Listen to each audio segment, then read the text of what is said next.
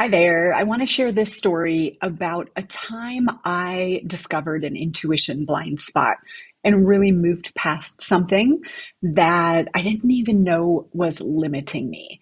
So I would call this the ungrateful shrew story, or don't be ungrateful was really what was in my blind spot.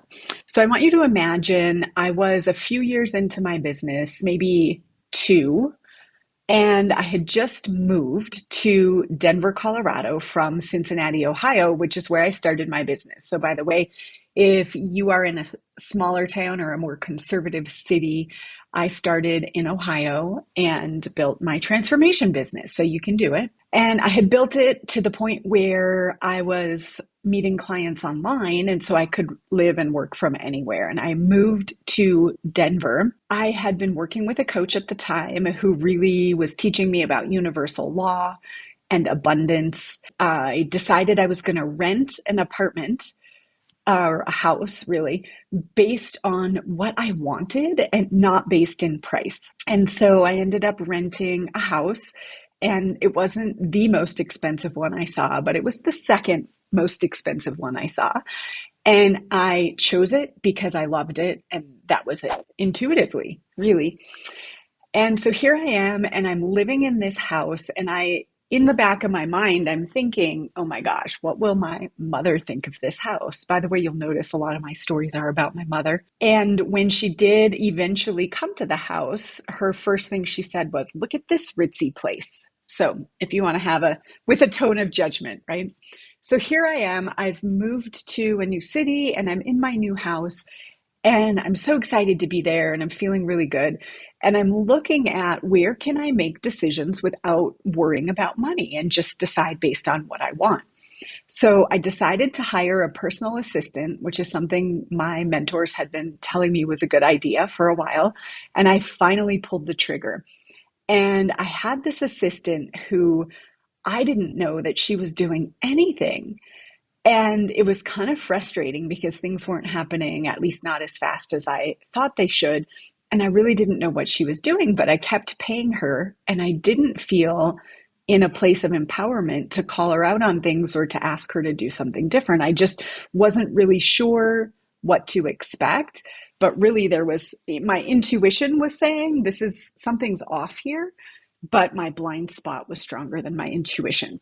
So this is happening, and I'm tolerating this experience with my new assistant, and I'm kind of thinking, well, I'm in abundance. I can afford to pay her. It's okay. Then I'm about to take my first business trip from Denver, and I need to find a place for my dog. And so I start researching. Well, I tried to have my assistant research doggy daycares. I ended up doing it myself. And if you are a dog lover, you know if you need to bring your dog to daycare, you need to get them assessed first to make sure that he can get along with the other dogs and all of that. And so I go to drop my dog Monty off at daycare, and I had sent the vet forms ahead of time via email, and I arrived there and she informed me that she didn't get them. And I'd said, oh, I sent them. And she said, it's okay. We'll let him in. Meanwhile, I have walked into this place and there's this chain link fence here and the dogs are there and they're just barking and barking and barking, looking at us as we're walking in. And we walked into the lobby and it felt kind of grungy and it didn't really feel like the premium experience that I wanted to have for my dog, right? And so she said, we'll let him in without the vet forms. And that made me really uncomfortable because, what other dogs are they letting in without their vet forms and all of that? The whole experience I felt very uncomfortable with. I hand him to her, the leash, and I go back in my car and I get in my car and I just burst into tears. I'm like, what is happening that I'm crying in the daycare parking lot? I sat for a minute, I took a few breaths, and just everything in my body did not want to leave him there. And I knew this wasn't the place for me, but I thought, okay, I'll just let him have his day and I'll come get him tonight and then we'll never come back, right? Because I was too afraid to say to her that I didn't think it was a good fit. So I sat in the parking lot wiped my tears, mustered the courage, and I went back in to ask for him back. And I just said, I don't think this is going to be a match. I took him and I left. And then I went home and I'm unpacking, like, what is this thing that's happening? What's going on? And I was proud of myself for following my intuition, but it was clear that it wasn't a trigger, right? And when something's clear that it's a trigger, there's probably something in your blind spot.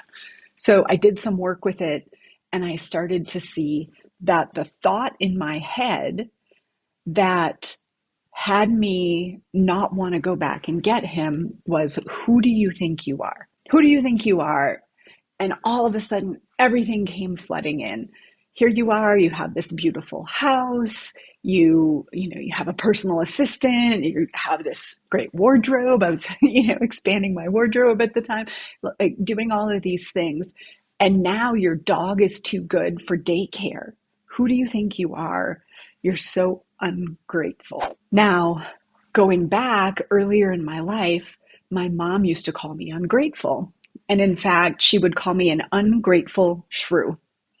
Now, I didn't know what a shrew was, but by the way she said it, I knew it was really bad. In that experience, right, wanting to make her right, even though I argued, I'm not ungrateful, da da da, right, she would continually say that to me. Now, probably I wanted things that maybe she didn't think I should have or something like that, but she judged me as ungrateful, which I knew in the core of my being was not true. I knew I was grateful to be alive. I was like a joyous, optimistic human. But here I am in this daycare parking lot being confronted with this inner voice, you ungrateful shrew, how can your dog be too good for daycare? Then I started to look across my life and see that I wasn't saying what needed to be said with this assistant out of fear of being ungrateful.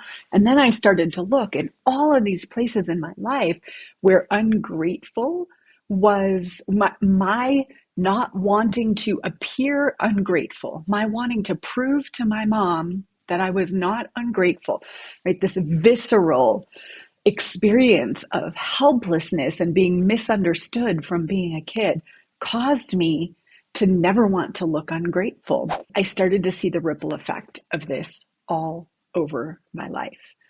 And so in that moment of going back and retrieving my dog, I started to break the pattern. The next thing I did was I let go of my assistant. That wasn't working. I started to allow myself the freedom to be grateful or not grateful, and anything in between, and any other possibility. As long as I have a whole YouTube series on this, by the way, as long as we are trying to not be something and we're trying to be this instead, we are trapped, right? And so I gave myself the freedom to not worry about whether I was grateful or not and just be in my sourced energy, as we say here. In my blind spot was the belief that I had to be grateful, even when I wasn't, right?